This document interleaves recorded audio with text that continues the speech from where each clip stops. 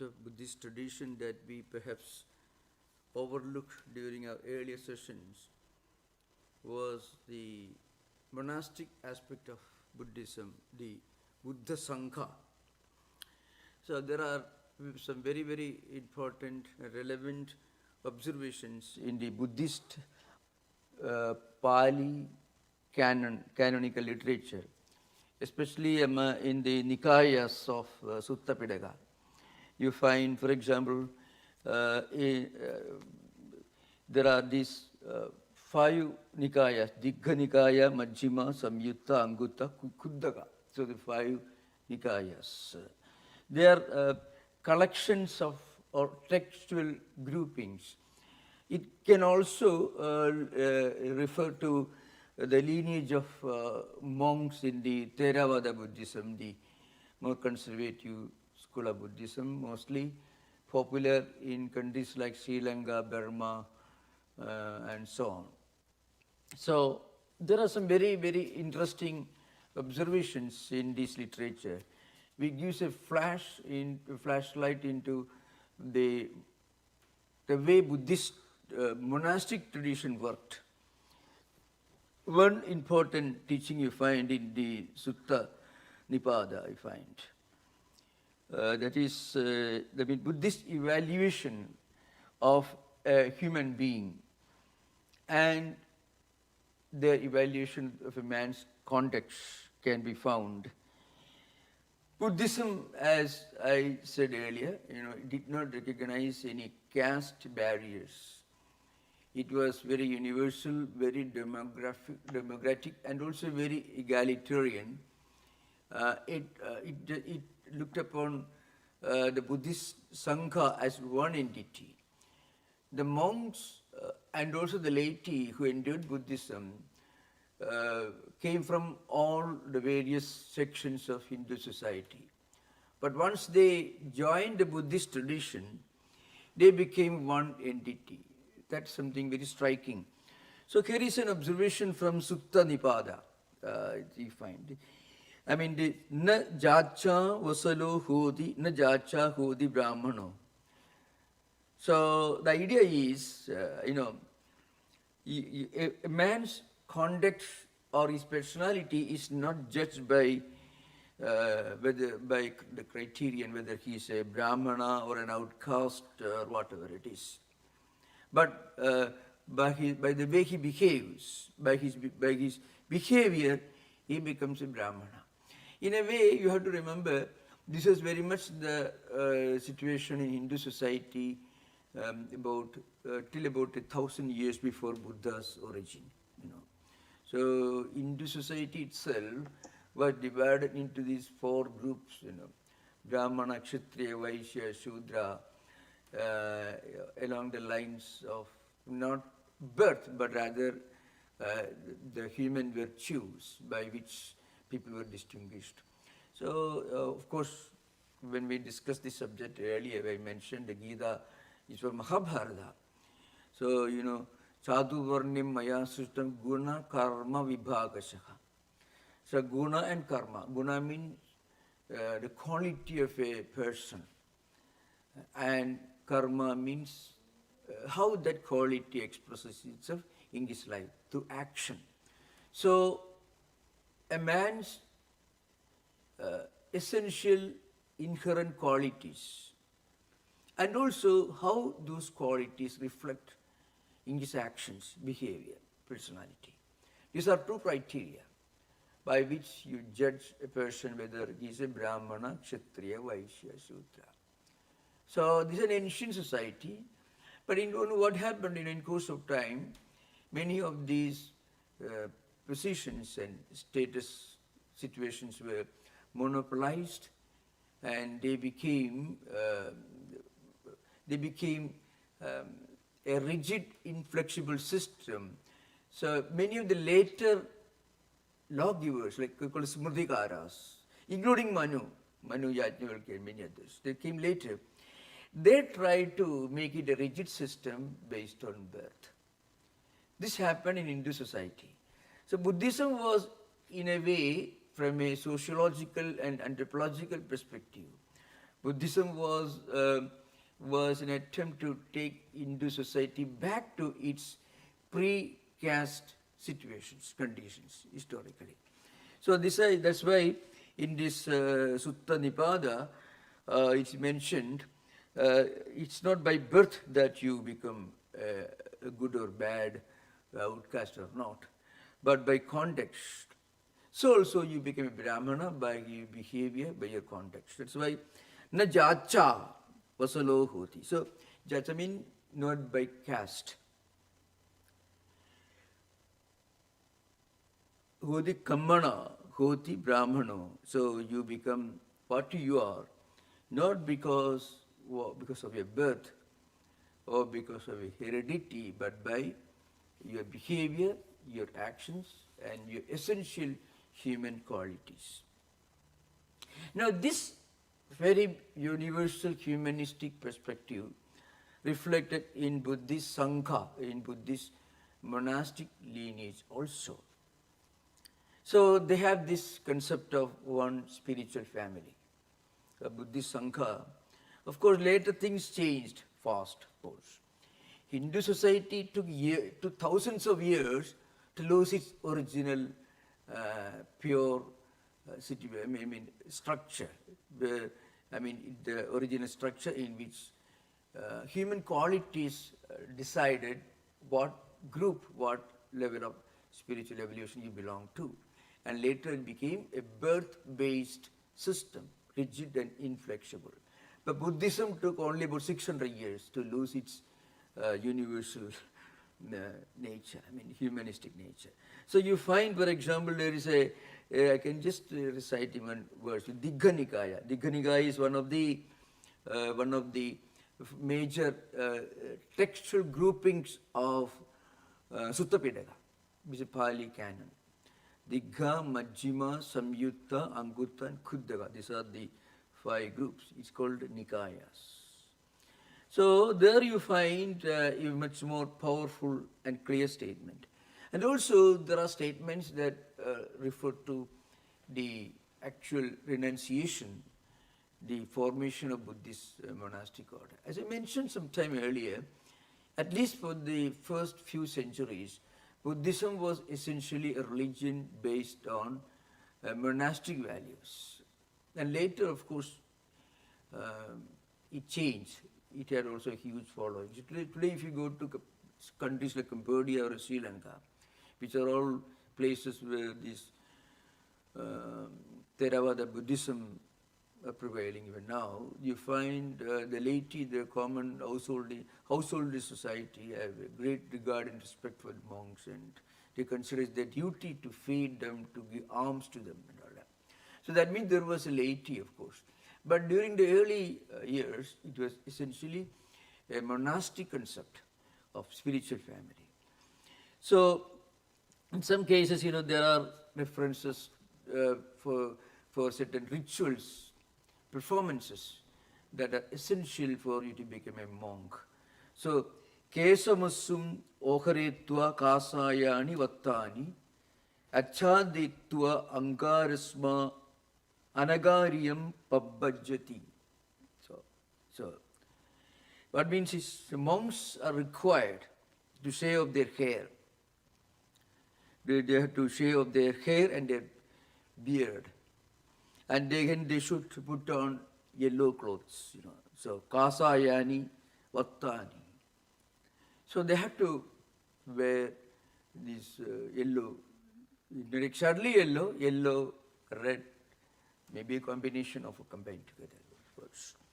So, keshamasum, okaritva, kasayani, vattani, achaditva, angarasma, anagariyam pabbajati. So, they shave off their hair and their beard.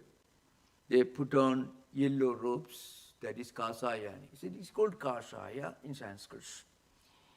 It's the same clothes which Hindu monks used to wear in ancient times, in pre-Buddhist period in India. Because you have to remember, Hindu monasticism did not begin with Shankaracharya. What Shankaracharya did was, he just organized the hundreds of thousands of monks who wandered about in India in the 8th century, he formed them all into 10 distinct monastic organizations. And he also established 4 monasteries, sometimes 5, you may call it Kanchi Asrama, or Kanchi Mutt also considered to be one of the Shankarite monks, in 5 distant corners of India.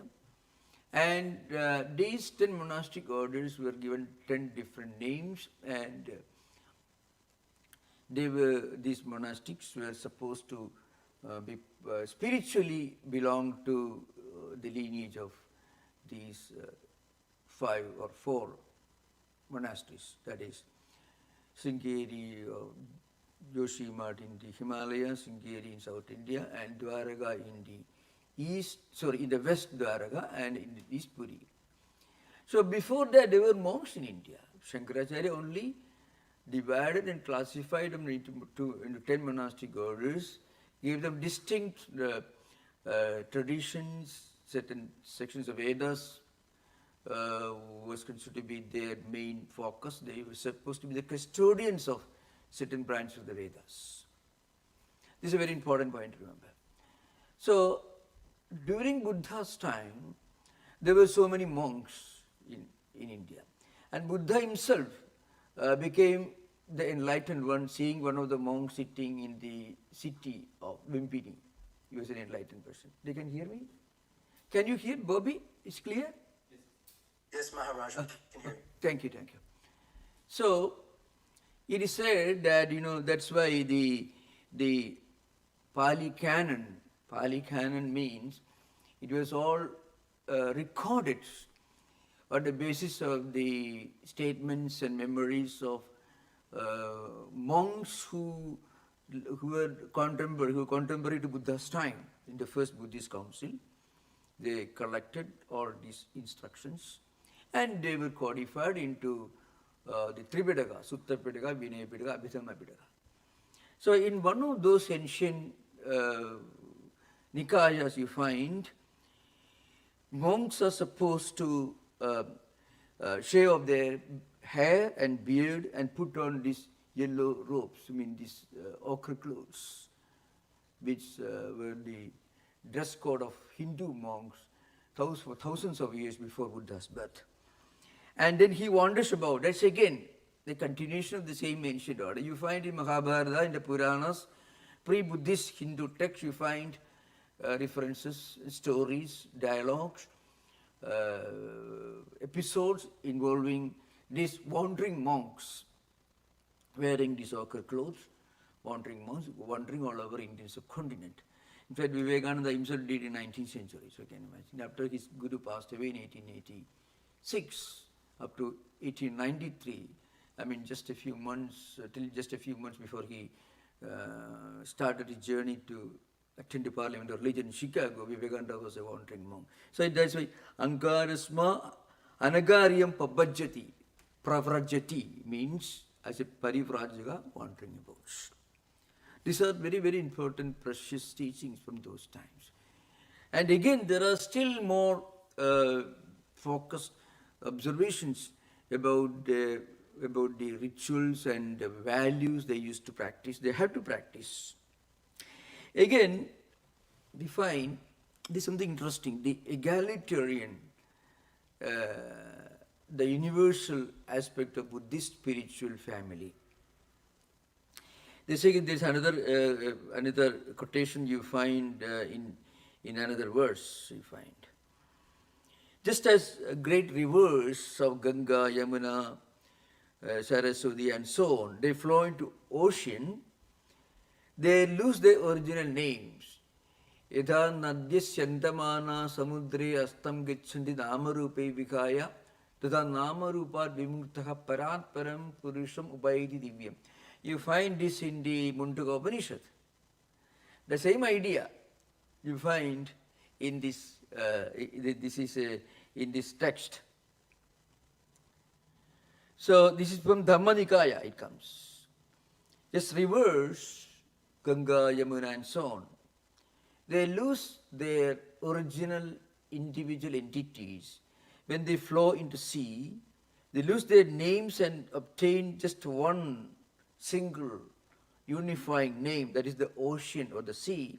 Similarly, those who belong to various castes, Kshatriya, Brahmana, Vaishya, Sudra and so on, when they are initiated into the discipline of Dhamma, that is Buddhist monastic order, but Dhamma Vinaya it is called, that is Buddhist monastic law, Buddhist, the discipline of Buddhist monasticism, which was started by Tathagata. That's why in the quotation you find here. Sakya Bhuttiya, there is a name given to this. Sakya is a clan, most probably one of the ancient Vedic tribes to which Buddha belonged. So they came to be known as Sakya Bhuttiya, those who belong to the Buddhist families. From anthropological and sociological perspective, it is an important subject for those who study the history of Buddhism. So what happens? Then they wander about without any home, without any individual properties. And then they lose their former identities, like the rivers, like Ganga, Yamuna, Saraswati, etc. When they join the ocean, they become one and totally they become identified with the ocean. Similarly, all people from all different social orders, categories, Brahmana, Kshatriya, Vaishya, Sudra and so on, when they join Buddhism, they lose their individual identities. They no longer belong to any particular caste. And then they take to the law of Tathagata and they wander about in a homeless condition, lose their own family name and so on. That's so something, there's a bit of a contradiction here. You find Buddhists themselves used to be called as, Shakya Bhuttiya, I mean originally a name given by the people in the same way as Buddha himself was Shakya Muni. So because they have taken to the path, the teaching, the way of the Tathagata, so they used to be called Shakya Bhuttiya. So that's it. Evam cha chattvaru me varna. That is again I am quoting from Dhamma Nikaya. This is also another quotation from there. That is, it actually comes in elsewhere. It is from Anguttara Nikaya, it comes here. So those who belong to Dhamma, they belong to different caste. Before they become Buddhist, once they join the Buddhist Shakya Buddhi, I mean the Shakya Vinaya, the Buddhist tradition, Buddhist monastic tradition, they become one spiritual family. This is from Anguttara Nikaya. So, evam cha chattvaru me varna in Pali, Kshatriya. That's how you often find even today if you go to different places in India, the word Kshatriya is pronounced as Kshatriya. That's only old Pali pronunciation you find. Brahmana, Vesa, Suddha, Te, Tathagata Pavediti. I mean, they are taken to the law of Tathagata, Buddha. Dhamma Vinayi, that is the Buddhist monastic discipline. Angarasma, Anagariyam Pabbajitva, Jahanti, Purimani, Namagotani, Samana, Sakya Tveva, Sankham Gachanti. So just as rivers like Ganga, Yamuna, etc.,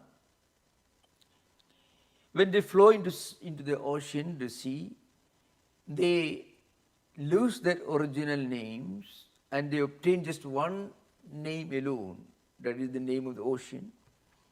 Similarly, those who belong to different caste groups within Hinduism, when they are initiated into the discipline of Buddha's law, that is Dhamma Vinaya, it is called. So you can find here, Tathagata Pavedide, Dhamma Vinaye. And we started by Tathagata.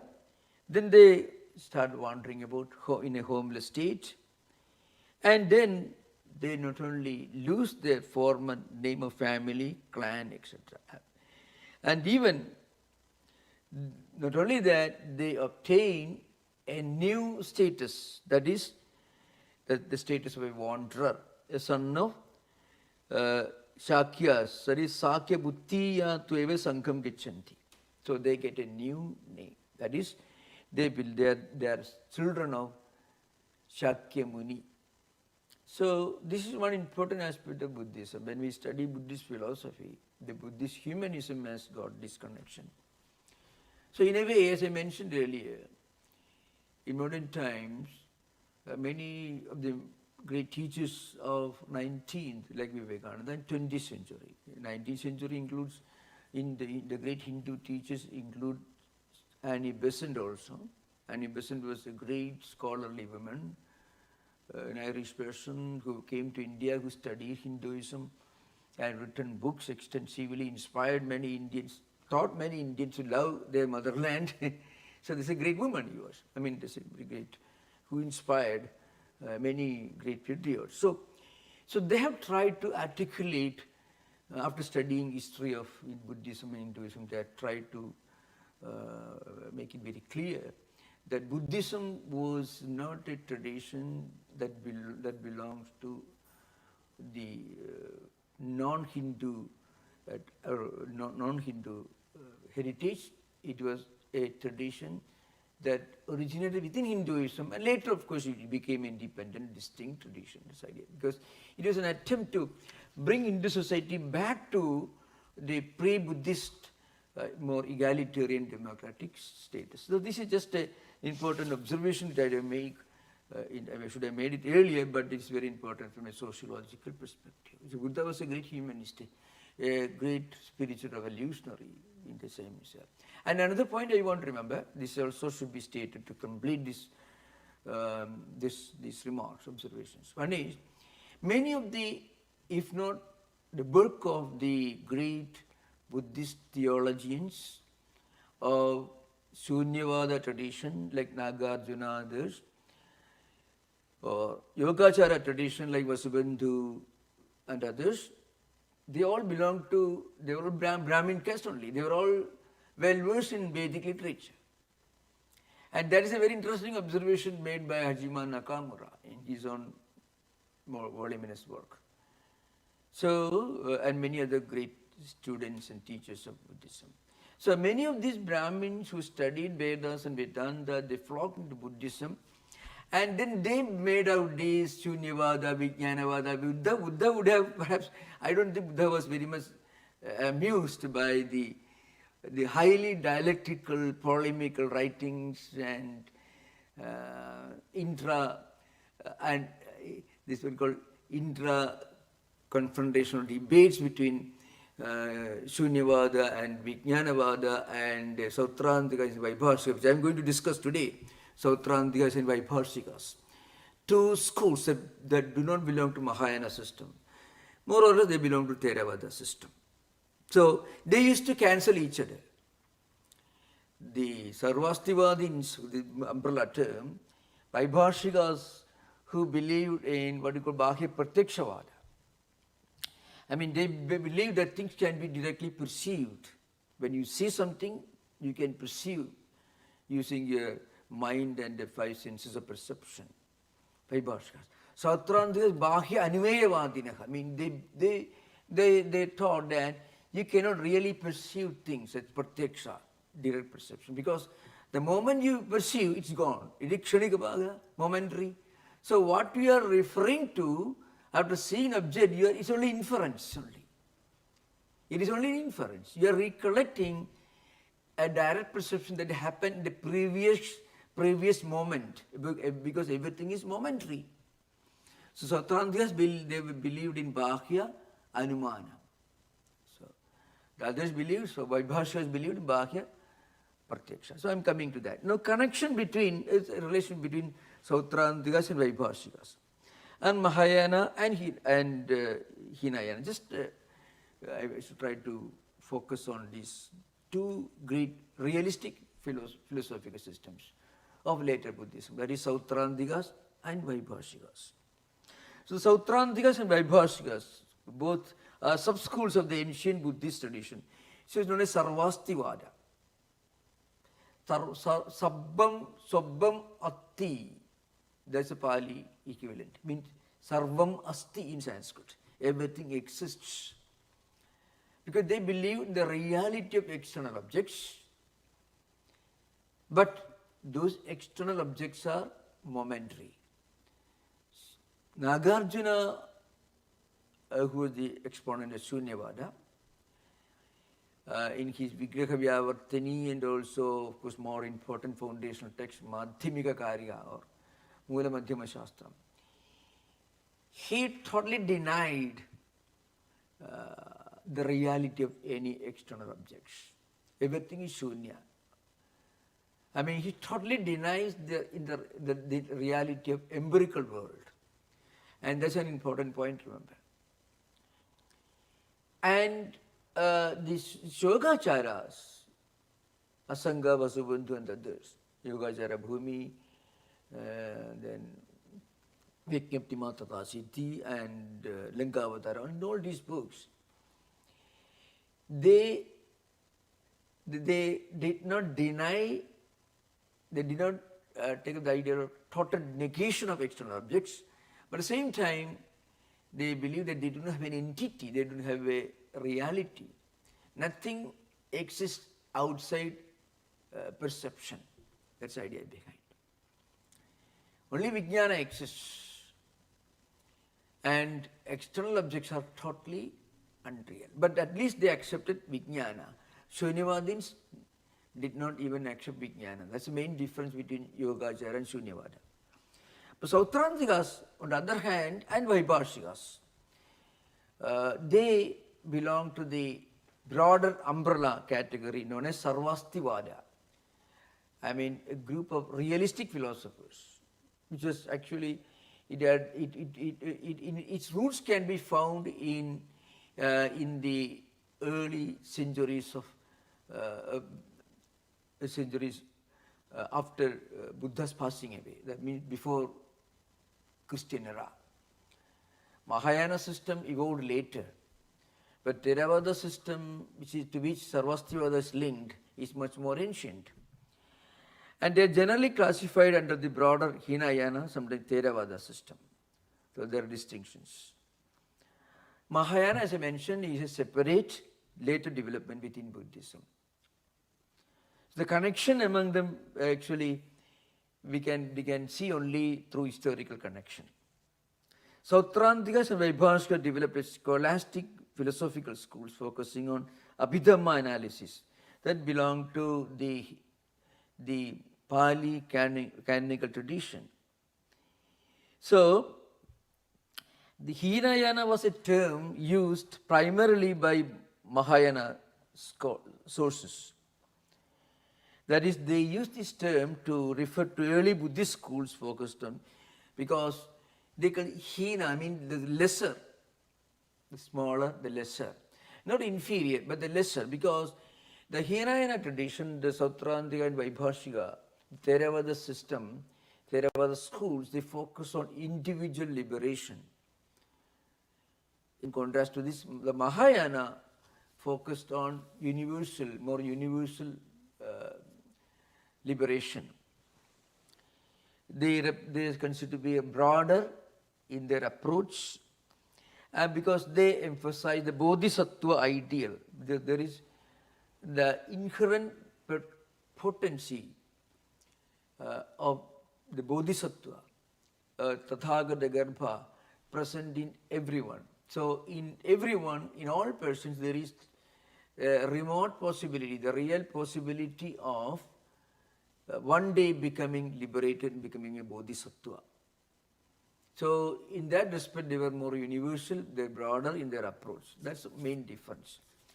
Now we will come to the Sautrantikas and Vaibhashika schools.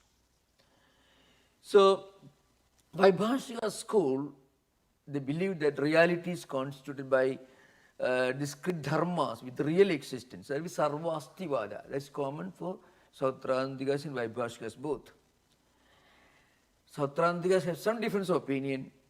They say that only present dharmas exist and emphasize the primacy of sutras or Abhidharma commentaries. So the point is, the Sutrantikas give more importance to the original sutras, Pali canon, and the Vaibhashikas give much more importance to Abhidhamma commentaries, commentary works.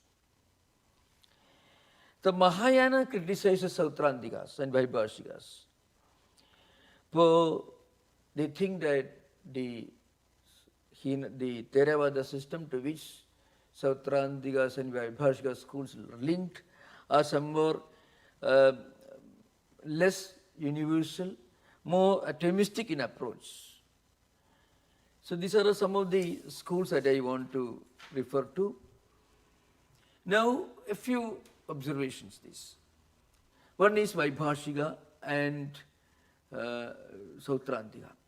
So Sautrantikas, sometimes the school is known as representationism. As I mentioned, they thought that things cannot be directly perceived. So they can only be inferred, anumana. So they are known as Bahya Anumeya Vadinaka. Everything is momentary. So when you remember, when you go back to your memory and when you recollect something, the recollection is only a representation of what you have perceived, not the actual reality that you perceived. Because whatever you perceive has changed. Everything is momentary. Kshanabhanga means everything is changing from moment to moment. Vaibhashikas, sometimes, they are also, again, there is a lot of criticism between Vaibhashikas and Sautrantikas. So they believed in a realistic philosophy based on Abhidhammas. Again, they don't accept this idea of Bodhisattva. That's a Bodhisattva is an important concept in Mahayana system. So Bodhisattva represents a highly enlightened spiritual person who already attained nirvana, and he is compassionate.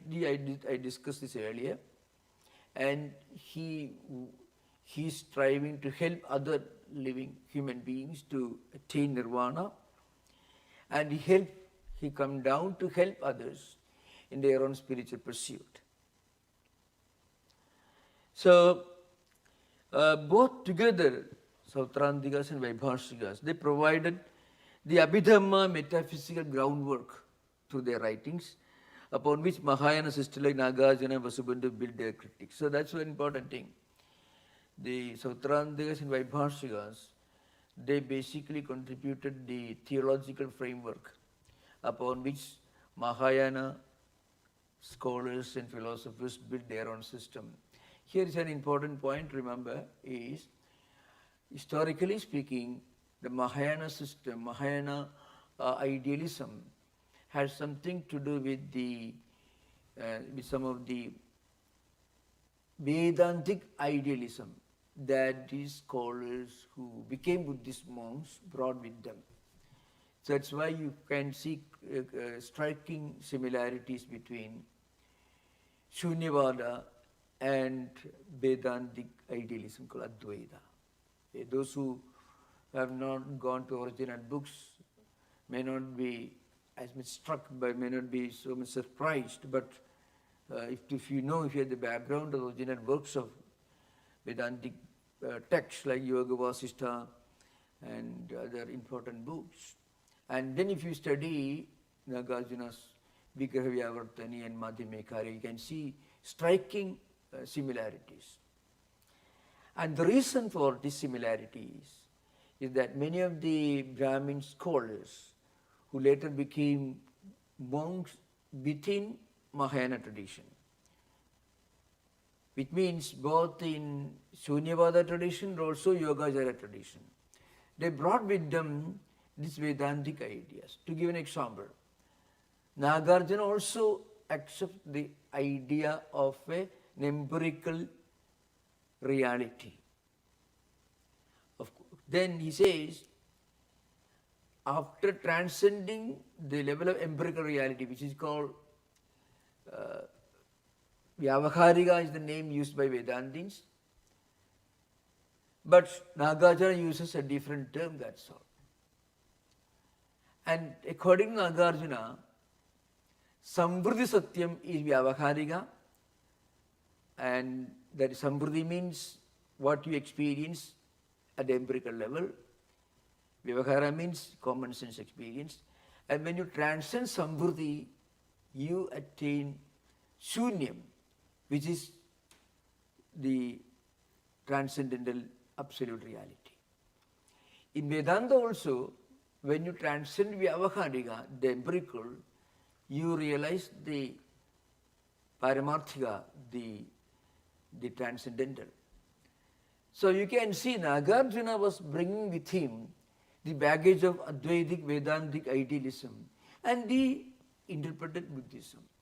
That's why there are many scholars who don't agree that Mahayana system did full justice to Buddha's original teachings. Buddha's original teachings were in Prakrit language which he spoke and codified in the Pali canon. So that's why it's important. So that's why, but then that part of Buddhist theology in which Mahayana system, Mahayana scholars did justice to Buddhism, it was provided by the Sautrantika and Vaibhashikas, Sarvastivada tradition. Because they preserved this right from 5th century, maybe 4th century BC onwards.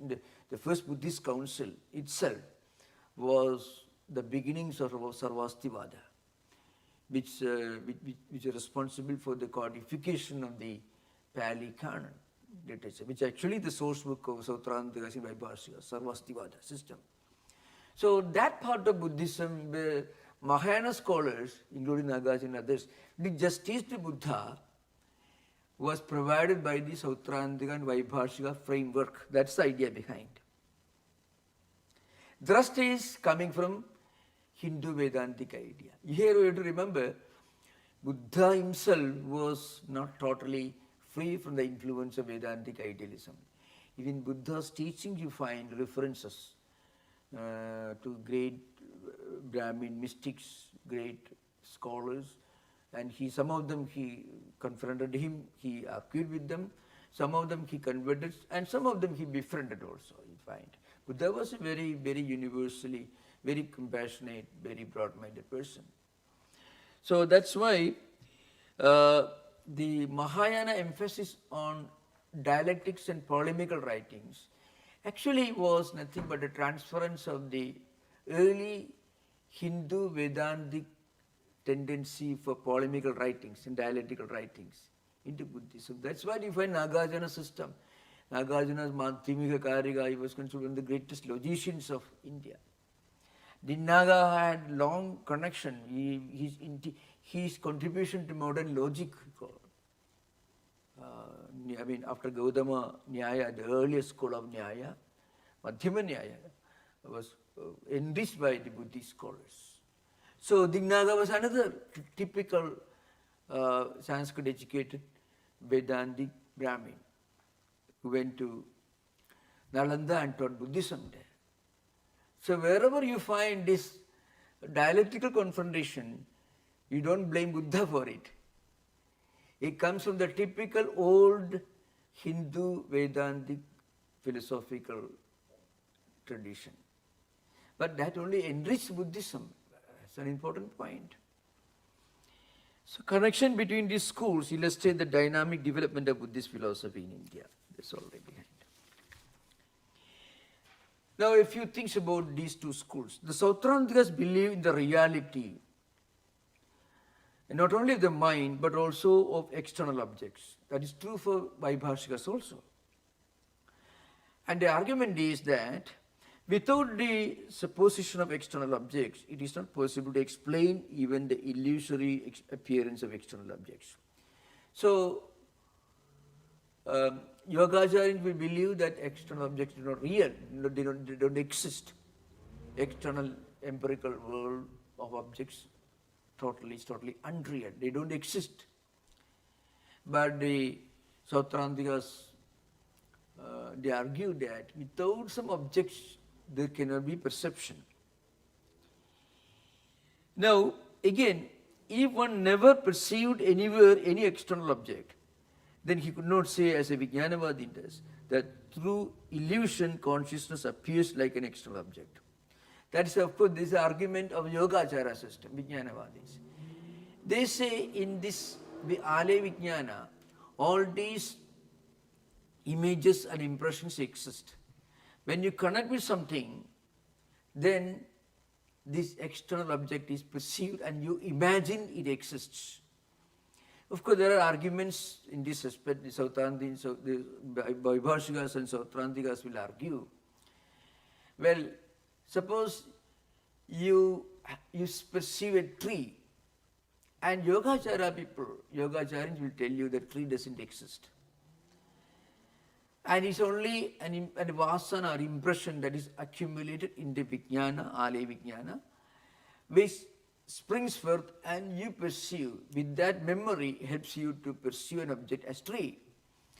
Then they argue, why don't you perceive a tree when there is a mountain? A tree alone is perceived as tree. A mountain is not perceived as tree. So why this difference? So there is no real answer from the Yogachara system.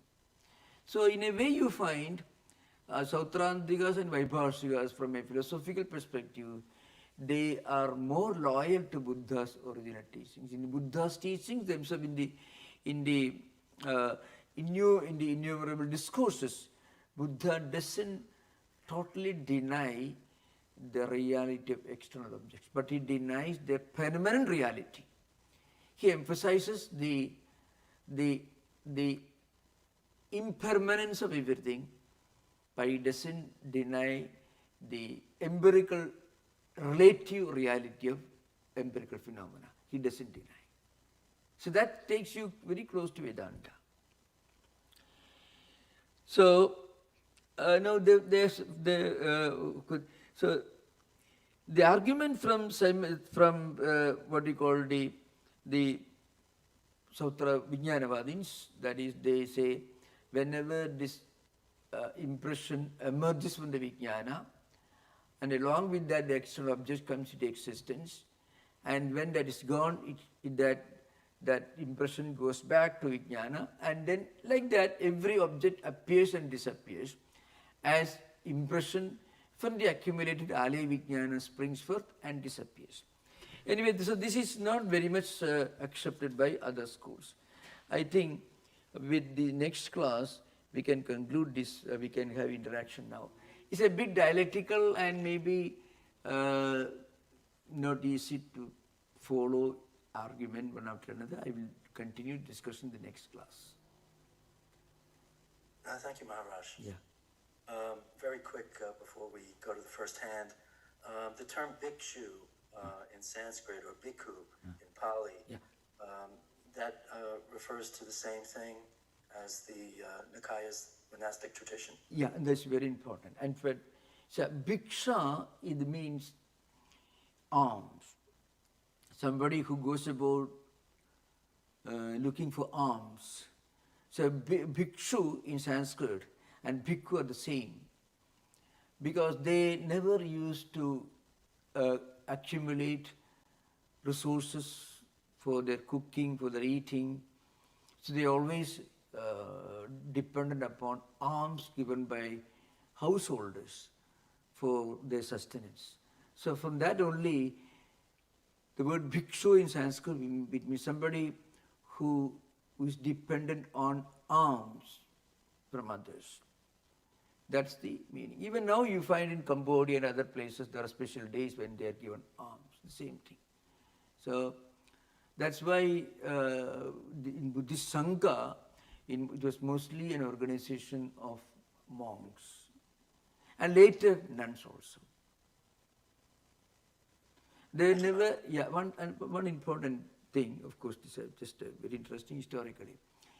In the pre-Buddhist period in India, these monks Hindu monks, wandering monks, they had to leave their home, and when they leave their home, they had to formally renounce all their connections, not only to their relatives but even to their own lineage.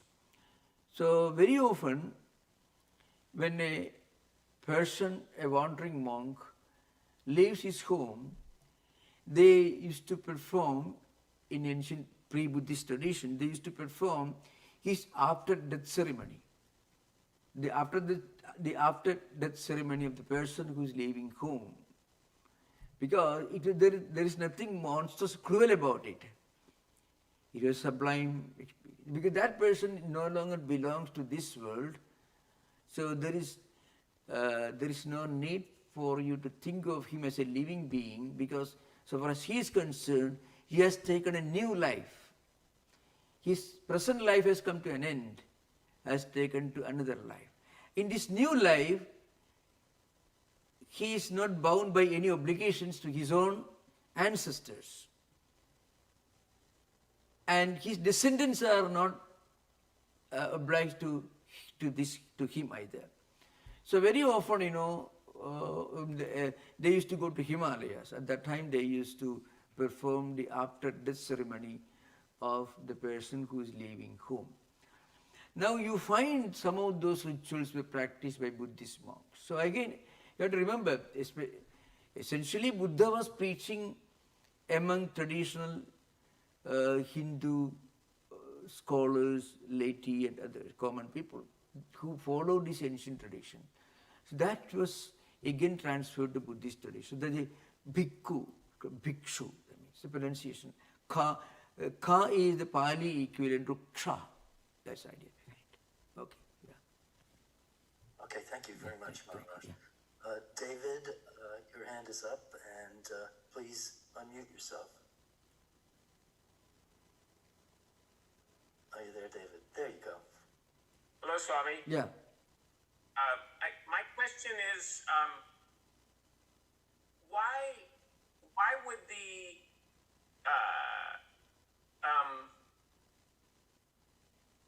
Vedanta scholars pursue Buddhism? Why would they change? Why would they leave Vedanta when Vedanta is such an advanced system? Yeah. Why would they leave and become Buddhists at all? Yeah, actually, thank you for this question. I was very much concerned about the continued discussion of highly dialectical topics using complicated Sanskrit vocabulary. In fact, these questions give me a chance to clear everything. So thank you for the very profound, thought-provoking question. Now, the point is, in course of time, a lot of social injustices crept into Hindu society. So, when Buddha was born, the society in which he found himself, it was a society of ritualists. It's called technical Purva Mimamsa, the Karmakanda aspect of Purva Mimamsa. Now, according to this Vedic, I would say, if you don't mind, I would say, in some respects, there is some similarity between the pre-Buddhist ritualistic society and the Pharisees and Sadducees of Israel when Christ was born. So much of obsession with certain strong values and belief systems, totally inflexible, which necessitated a new rabbi to emerge, and Christ came, let's say. There are striking parallels between these two phenomena. You find, according to the pre-Buddhist Purvamimamsa, ritualistic Vedic tradition, not Vedanta, Vedic tradition, remember. Vedanta as a popular way of life and philosophical doctrine came to be known only at the time of Shankaracharya. What Shankaracharya did, I will come to that now.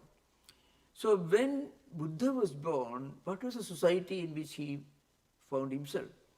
A society which is highly elitistic. Those who studied the Vedas they believed that if you perform rituals, you go to some high heaven, high place after death, you enjoy and you come back. But they were very ascetic, very Spartan, very ascetic society. The second point is, even the right to study these Vedas were denied to large sections of Hindu society. That's where Buddha comes as a social reformer. A large section of Indian society was not allowed to study the Vedas. And they were expected to study the Mahabharata, Puranas, all the mythological stories. This idea behind. So even the right to study the Vedas was limited to a small section of Hindu society all over India. Very important thing. And really speaking, the high Vedantic philosophy that we can relate today, when you study the Upanishads, it did not exist the way we understand today. You find those teachings in Mahabharata, Krishna's dialogue to Krishna, that's true. But as a distinct way of life, a philosophical doctrine, it did not exist. Before Shankara came, 1200 years after Buddha, remember, 1200 years in 8th century. So that's why Buddha came. Second point is, apart from the fact that only a small section of Hindu society was allowed to study the Vedas, even a smaller section of Hindu society was allowed to perform these rituals. It's called Vedadhikara, means the right to perform Vedic rituals was further limited to not the entire Brahmin community. A small fraction of Brahmin community alone was allowed to perform the perform the Vedic rituals. So you can just imagine, even those who study, all of them were not entitled to perform the rituals. A smaller fraction, percentage of them were allowed to study and perform the Vedic rituals. And again, it was a ritual to be performed only by householders. Those are wandering monks, those great philosophers, mystics you come across in the Upanishad.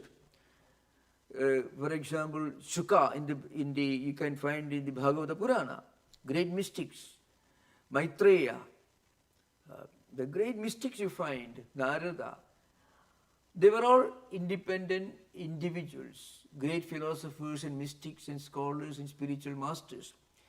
But they did not belong to a specific order or institution or a group. So you find all the great teaching in the Upanishads, but first of all, they were not codified into a system of spiritual teachings or system of philosophy before Shankara. And even from a purely sociological perspective, only a small fragmentary portion of Hindu society was entitled to study the Vedas or perform the Vedic rituals. Into such a society, Buddha comes. And Buddha is a revolutionary. He opens the doors and windows. Okay, now what did Shankara do in 8th century, 1200 years after Buddha? You know what he did again is much more revolutionary. What he did, you have to remember, monasticism, according to pre-Shankarite times, was very wrongly interpreted as an institution meant for those who are old, lame, blind, dull, or imbecilic. And in Shankara's commentaries, there are long debates, the Purvamimamsakas, those whom Buddha found around him. They were still present in Shankara's time, 1200 years later. There are long debates in Brihadaranyaka Upanishad. These old fellows say, but sannyasa, monasticism is meant only for kana, kubdha, like that. That means, kana means only one eye is functioning, half blind. Kuruda means full blind. So, Badhira can't hear, old. So, old, lame, sick, dull, imbecilic, physically, mentally handicapped, challenged persons alone can take to the highest spiritual life. Otherwise, they have to go through all the other phases. You should become an householder, you should marry and have children, perform Vedic rituals. Then you should retire when you get old, stay in a hermitage, and then after some years you can become a monk. Shankaracharya said no. The moment, the split second, and that could mean a 6-year-old boy like Shankara himself, who became a monk when he was 6-year-old. The moment you feel renunciation, oh, this world is enough, I don't care for it, you can directly become a monk. That is brahmacharyadva, grihadva, vanadva, yat akhareva virajit, tat akhareva praprachet. So, yat akhareva virajit means the moment you feel this sense of renunciation, whether you are a small boy studying Vedas like Shankara, 6-year-old, Brahmacharya Asana, first days when he is junior student, or when you are householder, Krihatva, or whether you are after retiring from being a householder, you have retired a forest, you are a mystic living in a lonely hermitage in the forest. From there also you can become a monk. The moment you feel renunciation. That is Shankara's contribution. And second point, what he did, he said, according to Mimamsakas, you should study all the old ritualistic portions of the Vedas, Karma Kanda. Then only you can even think of studying Upanishads. But you find in 19th century, Schopenhauer happened to read Upanishads. I think the Mimamsas would not be amused. And in 20th century, you find a man like Paul Brandon living in New York, happened to read something on Upanishad and went to India and meet Ramana Maharshi. This would not have happened if Shankaracharya had not appeared. It was he who liberated this Vedantic spirituality from the shackles of the Purva Mimamsakas. Mimamsakas were very rigid and they were very, very inflexible in their ascetic practices. But they were extremely fanatical in their approach to renunciation. That's why. So that's why I said, in some respects, if you study, you can see the close similarity between the Pharisees and Sadducees of Christ, first century AD, and the Mimamsakas. They were good, they were very ascetic people. They believed in certain values. So you should admire them. They preserved that tradition, Mimamsakas. But they were also very fanatical in their emphasis on life in this world with all the other special privileges and prerogatives that come along with that. And Shankara said, no, if you are a child, you can become a monk if you want. And himself was an example. And again, he made it universal. He did not teach that you have to study the rituals and then only you can become a philosopher. No, you can go to philosophy straight away if your mind is ready for it. That's why, yet akhareva virajit, tat akhareva pravarajit. The moment, aha means day. It could mean night, day and day. The day you feel renunciation, virajit means, that day, pravarajit means you can become a wandering monk. This is from some of the earlier Upanishads, Vajrasujika Upanishad, Narasimha Upanishad, Sannyasa Upanishad, old Upanishads. But Mimamsas won't have anything to do with that. They would say, no, you should study the Vedas, be married, have children. Then you should be accompanied by your wife while performing Vedic rituals. Performance of Vedic rituals were one important condition. Dharakni Sahidam Karma. Karma means rituals. Dhara means wife. Agni means fire. So, in all the offerings are done on fire. Agni, Homa, And you should be accompanied by your wife. So, only married householders can perform these Vedic rituals. And then you can, when you get old, you go to a forest, Vanaprastha. Vedic lawgiver Manu is very, very, very emphatic on this point. He says, Grihastasu yada pasyed vali palidam atmanaga apatyasya apatyam tada aranyam samasi. That is Manu, lawgiver, the most important lawgiver, Manu says. Now, householder, when he feels that his hair is grey, when his face is wrinkled, then he should retire from his home and go to a forest. Only when your hair is grey and when face is wrinkled, means in old age alone, you should take to Upanishad studies. Shankaracharya said, no. If you are a child, if you are interested in studying the Upanishad, go ahead. Now, remember, Buddha's problem was that he found the Vedic society extremely fanatical about rituals and extremely overstructured, inflexible. He wanted to bring an air of free air. That's what he did. Okay, thank you. Very important question. Thank you for this.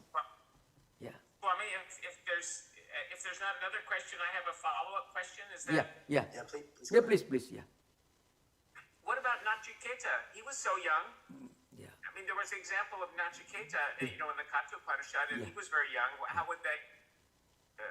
Okay. Yeah. I will come to that. So, Nachiketa's story. There are many stories in even the Chandogya Upanishad. There is Shvetaketu was being taught Tattwamasi by his father, Uddalaka. You find many such stories. That's true. But then, these teachings did not directly present themselves in Advaitic Vedantic terms to the common people. I can give an example. Aham Brahmasmi, that's the highest Mahavakya. It comes in the Brihadaranyaka Upanishad. Aham Brahmasmi means actually the four Mahavakyas. One is, first you give instruction. So Uddalaka instructs Shvetaketu, Tattwamasi. Then you should go through a lot of meditation, contemplation, and two other Mahavakyas represent this phase of your evolution. That is Prajnanam Brahmayam Atma Brahma. Finally, Aham Brahmasmi, you realize the truth that you are one with the all-pervading transcendental reality. This is Aham Brahmasmi. This is the Advaitic meaning. You know who gave the meaning? Shankaracharya. In the Brihadaranyaka Upanishad, in the first chapter, there are elaborate commentaries there. You know how these Mimamsas used to interpret this Aham Brahmasmi in a totally different manner. Aham means I am the one who is performing the rituals. Brahma means gods and goddesses in the heavens. Asmi means Devata Prapti.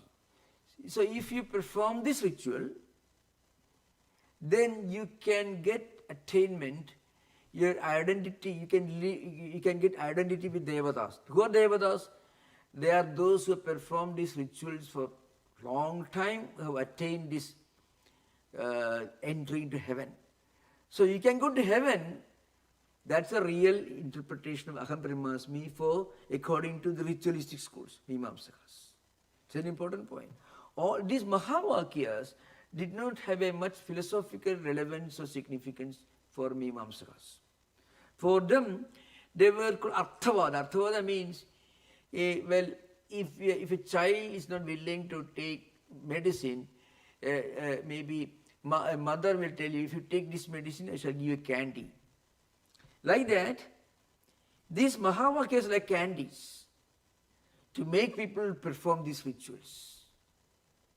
They call Arthavada. Just as a temptation. If you do this, you can go there. So for that you do this. Like that. So Mimamsakas had a very interesting and funny interpretation of all the profound statements found in the Upanishads. They are now known as profound statements because Shankaracharya brought that profoundness. He brought this interpretation in his bhashyas.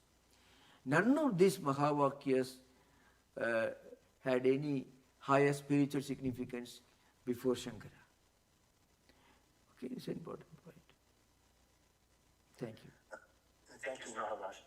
As I'm scanning the YouTube and the Zoom chat and the raised hands, I don't see, but I'm going to ask a question myself. Into that. That situation. So the Mimamsaras, at the risk of sounding like an over-ritualistic, fanatical Mimamsara, I want to ask about something you mentioned in this recent Friday class. Yeah.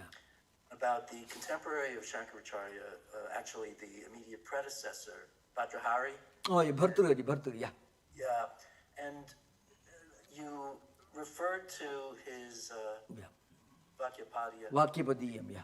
Yeah, and the linguistic philosophy Yeah. that represented. Yeah. And so, Yeah. when there was this insistence on Yeah. Ritual, Yeah. that would include phonetics and linguistics and that kind of Yeah. reference to word and breath. Yeah. Yeah. So, okay. And No. in non-dualistic terms, Yeah. there's an element there that makes sense. Yeah, yeah. So I'll come to that. A very relevant question. No, before Shankara, there were some Vedantic philosophers. And among the Vedantic philosophers, some of them were Advaitins, non-dualists, some of them not. Bodhayana and a few others, they were not Vedantins in the Advaitic sense. They were Vedantins in the sense that they believed in the greatness of Vedantic statements, but they were not Advaitins. Bhartrihari and Sundara Pandya, two of great pre-Shankarite Advaitins, they are Advaitins, non-dualist philosophers. Bhartrihari was an exponent of a school of Advaita called Spoda Advaita, means linguistic non-dualism. According to him, the word that comes from us, it comes as one single unity. The word itself as one single source, and that itself represents the all-pervading reality. Bhartrihari studied, Vakyapadiyam is studied really not as an Advaitic text. It is an important book on the philosophy of grammar, philosophy of language. But his view was some kind of an Advaita, Spoda Advaita. Spoda means sound. Spoda means sound. The sound itself is a symbol of the fundamental unity, universal oneness. That's how he interpreted. But it did not get the status of a great philosophical school. But when you study the evolution of Advaita, right from ancient times, then you study the works of Bhartrihari, Bhartu Prapancha, Kasha Krishna, Apishali, many others. You can find fragments of Advaitic idealism in their writings. But Bhartu Prapancha, for example, he wanted to combine both Mimamsa system and Advaitic idealism. It's called Jnana Karma Samuchayavada. The doctrine of combining or harmonizing Jnanam and Karma, rituals and Advaitic idealism. That is Bhartu Prapancha. Another person was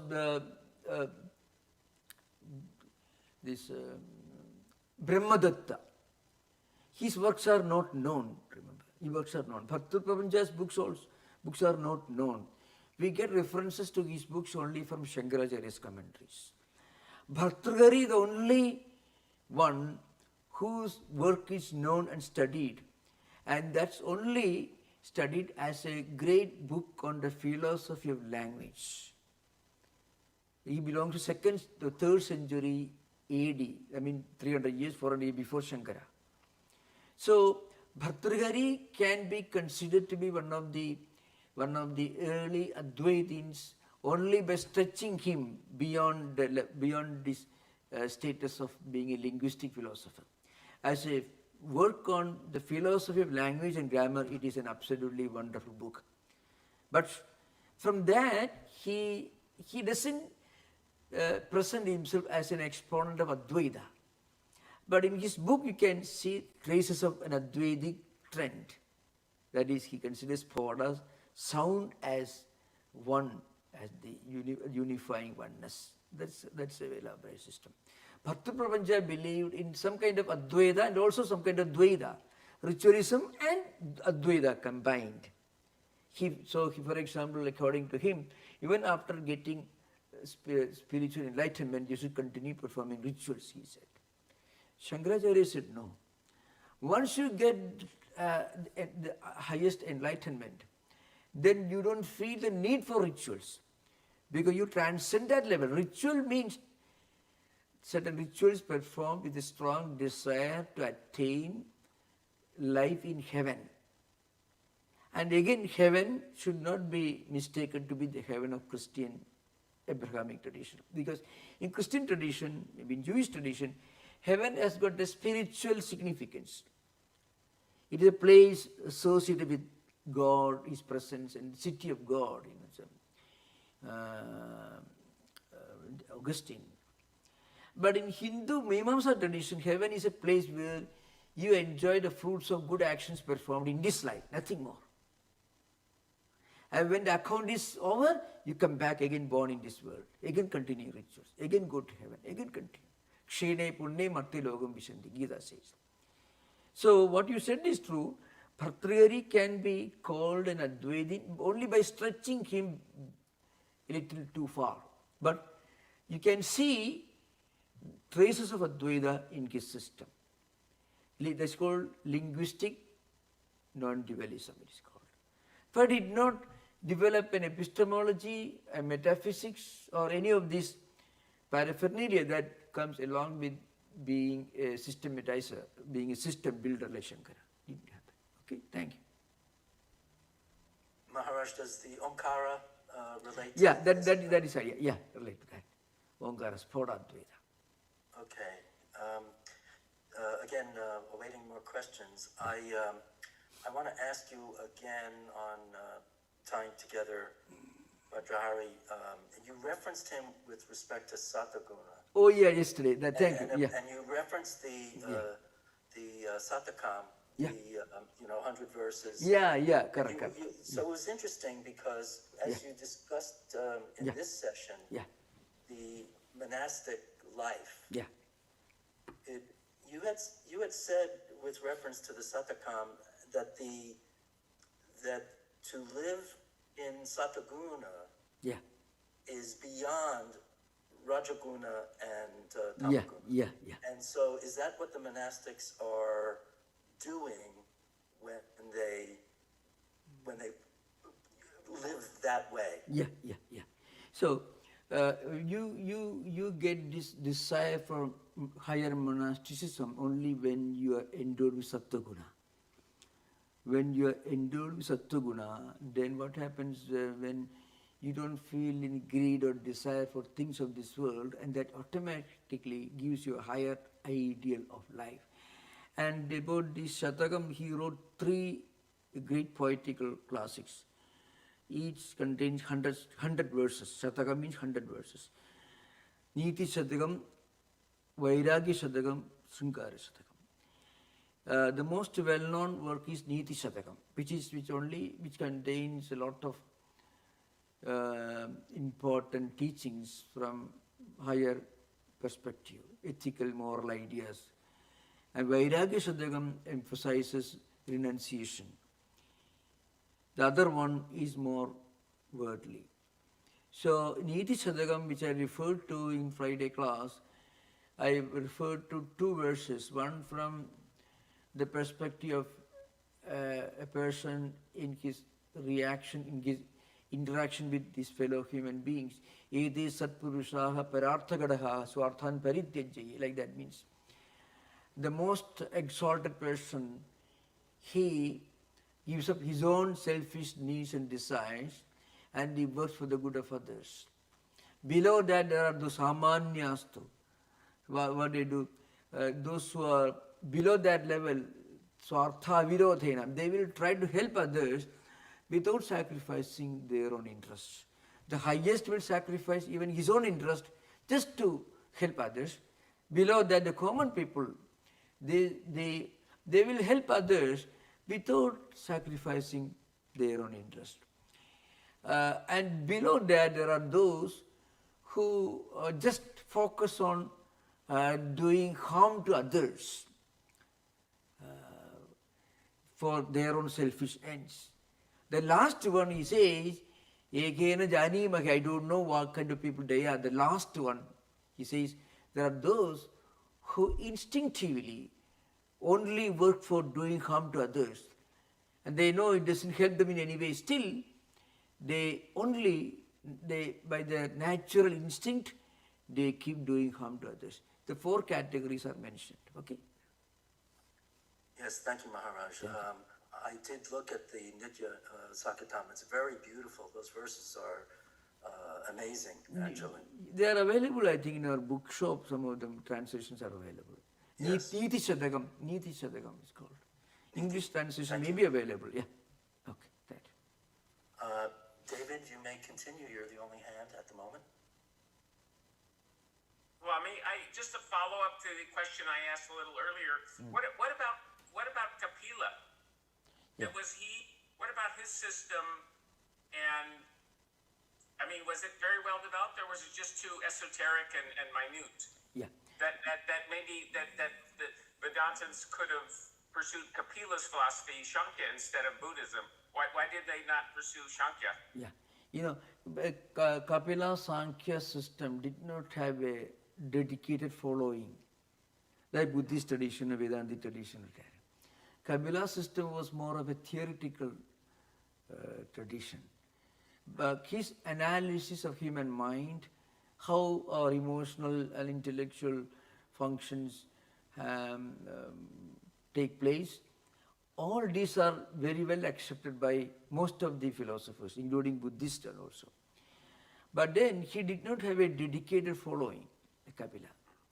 Yoga,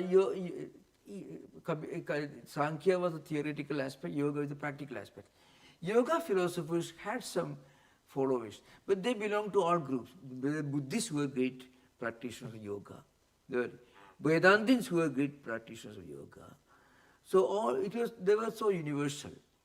They were not distinct, they were dedicated, what we call sampradayas, or groups of communities. They didn't have a communal aspect. They were not dedicated communities, dedicated focusing on one single doctrine or anything. It was common. All the teachings of yoga and Sankhya system, especially Kapila was Nirishara Sankhya, did not emphasize on God at all. Were very well accepted, especially their analysis of human mind was accepted. For example, Prakriti Purusha won't be accepted, but the Mahatattva, Ahangara and Jnanendriya Karma, all will be, analysis will be completely accepted by Buddhists and also Vedantists. Yeah. Okay. Their conclusions were not acceptable. Sankhya conclusions, for example, Prakriti and Purusha together becoming the world, that was not acceptable.